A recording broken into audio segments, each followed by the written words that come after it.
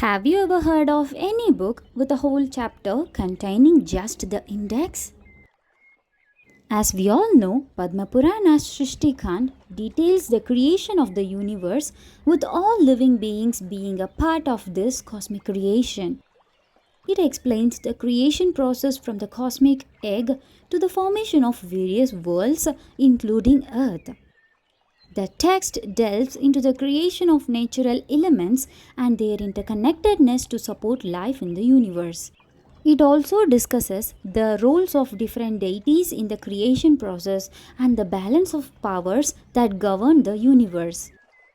Overall, the creation section in Padma Purana offers a profound understanding of the intricate and divine process of cosmic creation. So, shall we start? But before that, this video is purely an index with the exact essence of the second chapter in Padma Purana. If you are so eager and prepared to dive into the main context of the Purana, skip this video and continue with the next one.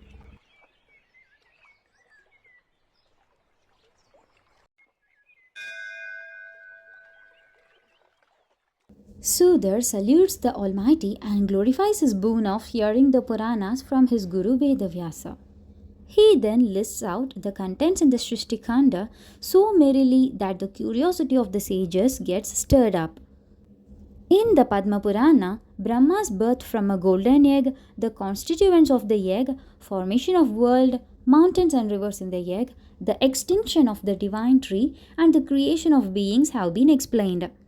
The description about Manus, Kalpas, passage of Kalpas, the interval between two Kalpas, the period transition between two Kalpas, and the arrangement of yugas are also narrated. Vishnu sleeping in the water and lifting up of the earth again, Vishnu's 10 incarnations due to Brigu's curse, the division of human life into stages are all explained in Padma Purana. Etymology, rituals, and sacred studies are included. Brahma's creations, dissolutions, and secondary creations are also narrated. How Brahma conceived the world, how the rise of Brigu occurs, the origin of the progeny of Brigu, the glorification of Swayambhuva Manu, and the creation of Nabi are also said. The greatness of sages and kings are glorified. The enumeration of the islands, oceans, mountains, the inclusion among the 7 of the various islands and oceans according to their arrangement and the residents thereof, the regions thereof, along with the rivers and mountains and islands like Jambu Dvipa surrounded by 7 seas are also accounted in this Padma Purana. The account of world in the egg, Earth with 7 islands, movement of sun, moon, planets and other luminary objects due to the power of Dhruva, creation of Simsumara in whose tail Dhruva remains, and sun's chariot made for the purpose by Brahma himself are also described. Good and bad fortune of beings, account of gods, sages, Manus, host of others, kings, past, present, future, dissolution and recreation have been said.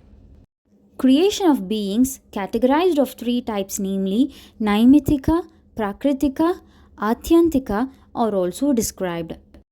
Drought and the terrible fire destruction from the sun, clouds causing general inundation, night of the highest Lord, destruction at creation's end, creation at destruction's end have all been enumerated in detail. Characteristic mark of the period intervening between the end of one yuga and commencement of another are explained beautifully. Description of beings and 7 worlds, hells like Raurava of the sinners, secondary creation of Brahma, total destruction, destruction of even great beings in every kalpa, evanescence of Brahma, depravity of enjoyments, painfulness of the worldly existence have all been narrated. The difficulty level of attaining salvation, observation of faults through detachment, disposals of manifest, unmanifest by reality, transformation of virupa from sadness to happiness after realization and transcending the 3 miseries, and active worldly life and fruits of resignation of worldly acts have all been explained. The origin and greatness of Vasistha, birth of Shakti, destruction of Vasistha, birth of Parasara, birth of Vyasa, Shuka's birth, and how Parasara was hated by Vishwamitra, everything have been described in detail. How Vyasa divided one Veda of four quarters to four parts, how his pupils of Veda further divided it into various branches, how Brahma was asked by the best sages at Prayaga about Dharma, everything have been told. Sudha continues with glorifying the essence of Purana. The narration or the listening to and especially the assimilation of this Padma Purana is blessed and leads to fame, prolongs life, and destroys all sins. There is no doubt that the one who studies with proper understanding and senses subdued has studied the entire Purana. He who knows the four Vedas along with Angas and the Upanishads and knows the Purana also is wiser than the one. One should nourish Veda with Itihasa and Puranas. Studying even one chapter of this Purana will free one from calamities and get desired course of action. Purana tells about the old tradition, so it's called Purana.